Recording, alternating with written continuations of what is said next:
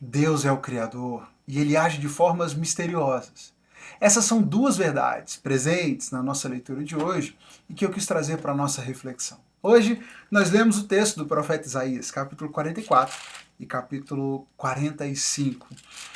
Textos esses em que o Senhor, através do seu profeta, nos faz refletir sobre quem Ele é, sobre quem nós somos diante desse Senhor e a importância de nos entendermos diante dele, entendermos o nosso lugar, entendermos quem nós não somos, a autoridade que nós não temos.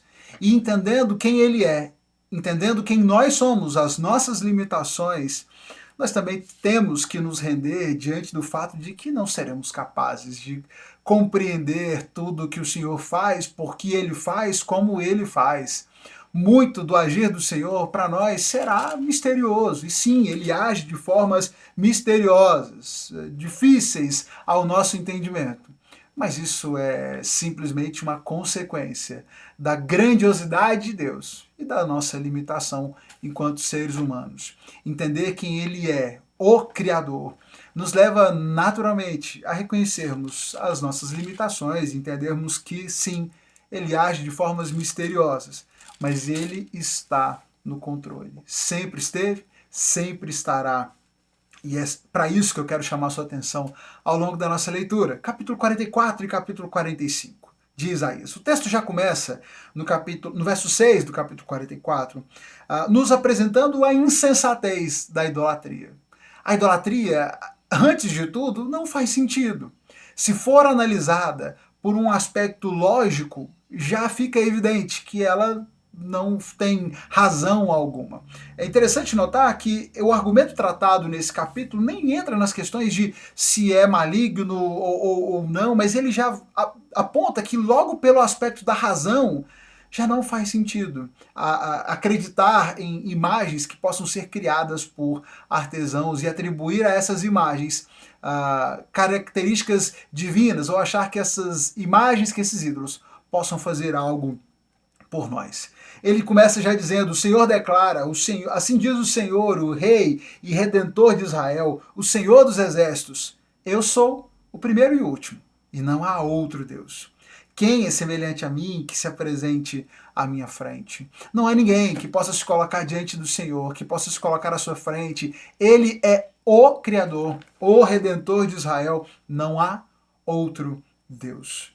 Como são tolos os que fabricam ídolos. Esses objetos que tanto estimam não têm valor nenhum. E ele vai fazer uma reflexão. Como é que alguém pode sair como um escultor? Como é que um escultor pode sair à busca de um bloco de madeira? Ele sai, escolhe uma árvore, ele corta aquela árvore e obtém ali o seu bloco de madeira. Como é que alguém que pega um bloco de madeira, corta um pedaço dessa madeira, joga no fogo para queimar, para prover calor, para assar um pão, e pode pegar um outro bloco dessa mesma madeira, e porque ele a esculpiu, ele olha e diz: aqui eu tenho um Deus, aqui eu tenho um ídolo, e ele certamente vai cuidar de mim, ele vai fazer algo por mim. Isso é falta de reflexão. Se ele parasse para pensar, para questionar, ele notaria a contradição. Como é que um pedaço da mesma madeira pode ser simplesmente lenha para o fogo e o outro é a imagem de um Deus, é um ídolo a ser adorado? Será que ele não é capaz de se perguntar se isso que ele tem nas mãos não é uma grande mentira? O capítulo 44 nos provoca a reflexão sobre o perigo de colocarmos objetos, criações, no lugar do Criador. E aqui a gente tem tanto o artesão que se acha capaz de criar algo que tenha algum valor maior do que si próprio. Perceba, ele vai dizer como é que um artesão pode pegar um bloco de madeira e achar que porque ele trabalhou naquela madeira ele criou um ídolo. Não faz sentido, não há razão, isso é estupidez, isso é ignorância. É claro que esse pedaço de madeira não passou a ser um ídolo porque foi esculpido com uma forma qualquer. E colocar no lugar de Deus, no lugar do Criador, qualquer aspecto da criação é estupidez, é insensatez, é falta de pensar, de refletir, de questionamento. Por isso, o Senhor, então, a partir dessa questão, vai dizer: eu, o Senhor, que o formei, e que não me esquecerei de você. Eu afastei de vocês os seus pecados, dispersei as suas maldades, e agora eu espero que vocês se voltem para mim.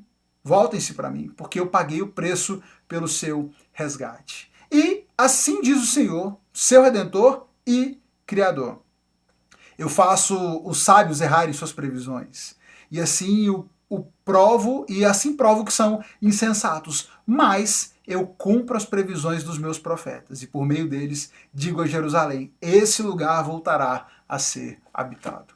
Esse Senhor, que é o Criador, que está no controle de tudo, ele profere uma outra profecia, ele traz uma outra palavra e diz: essa profecia, assim como todas as outras que eu cumpri anteriormente, será cumprida. Esse lugar voltará a ser habitado. Após esse longo período de exílio, o meu povo voltará a habitar essa região. E ele fará isso usando como seu instrumento Ciro. E ele vai se referir a Ciro no versículo 28, dizendo: quando eu disser a respeito de Ciro, ele é meu pastor, ele certamente fará tudo o que eu quiser. Ele dirá: reconstruam Jerusalém, e ordenará: restaurem o templo. É isso que diz o Senhor a Ciro, o seu ungido, cuja mão direita ele fortalecerá. E aqui nós temos mais uma profecia forte e importante do Senhor a respeito dessa restauração, quando ele diz que usaria Ciro, o rei da Pérsia, que era um forasteiro, um estrangeiro, como seu instrumento, e chama ele de o seu ungido, o seu pastor.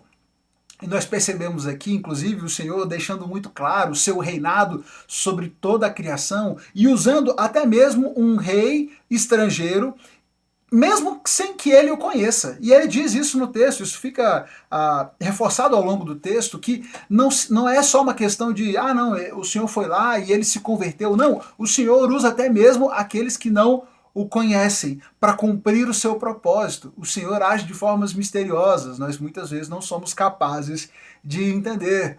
Mas isso é só mais uma das demonstrações do grande poder desse que é o Criador, que não é como os ídolos que qualquer um possa fazer a partir de um pedaço de madeira. Esse grande Criador está no controle de tudo e sempre faz com que a sua vontade seja cumprida, seja respeitada. E ele vai restaurar esse povo, e vai dizer que ele estará à frente de Ciro, estará à frente dele, vai dar vitórias a ele, vai entregar tesouros nas suas mãos, e vai fazer isso para que saiba que eu sou o Senhor, o Deus de Israel, que chama você pelo nome. Foi por causa de Jacó, meu servo, Israel, meu escolhido, que o chamei para realizar essa tarefa. Por isso o chamei pelo nome, quando você não me conhecia. O Senhor, então, chama Ciro, vai chamar, no caso aqui nós temos uma profecia que já se cumpriu, e Ciro é chamado, apesar de não conhecer o Senhor, para realizar esse propósito.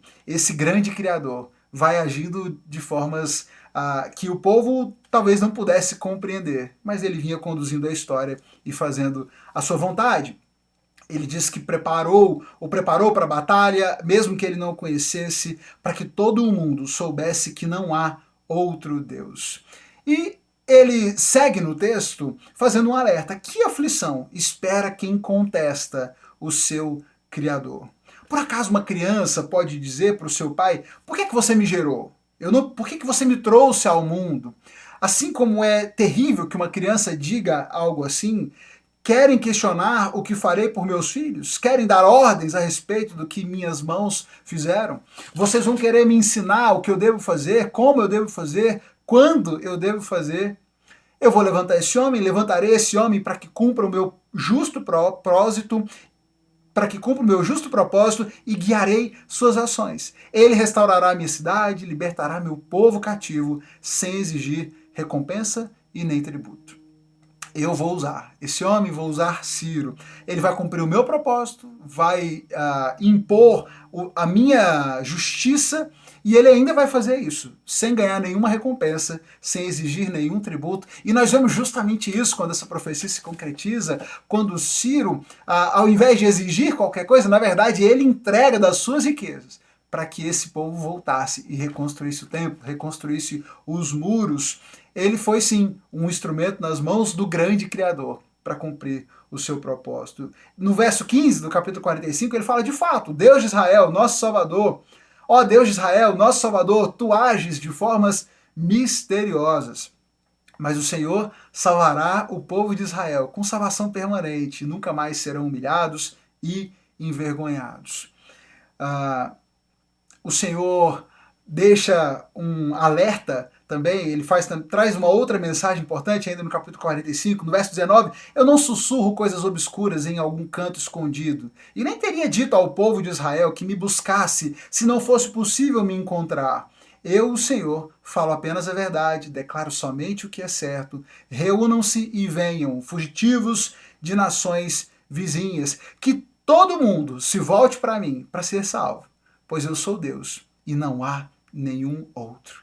Ele diz no final do verso 23, diante de mim, todo joelho se dobrará e toda língua me declarará lealdade. Hoje, na nossa leitura, nós contemplamos a grandiosidade desse Criador, desse que jamais deve ser confundido com objetos, com criaturas, e que jamais deve ser questionado na sua autoridade, na sua capacidade de fazer.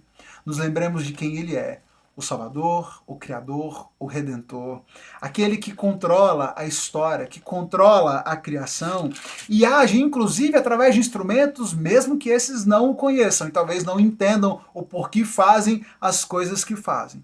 O que nós, enquanto povo do Senhor, devemos fazer é confiar que Ele está no controle e confiar que Ele tem o melhor propósito em vista. O melhor para o seu povo é o que move o coração do Senhor. Por isso, que todo povo, que gente de todo canto, de todas as nações, se voltem para Ele, para que sejam salvos. E nós vimos, o cumprimento dessa promessa a partir de Jesus, da sua vinda, do seu ministério, como a partir de Cristo, então, pessoas de todos os cantos, de todas as nações, podem se voltar a Jesus. Os gentios são trazidos ao Senhor para que possam encontrar nele a salvação. E sim, um dia aguardamos a volta do nosso Senhor e diante dele todo joelho se dobrará e toda língua declarará a sua lealdade ao Senhor. Lembre-se do Criador, reconheça a sua grandiosidade e cuidado para que você, na sua limitação, não queira se colocar na frente do Criador.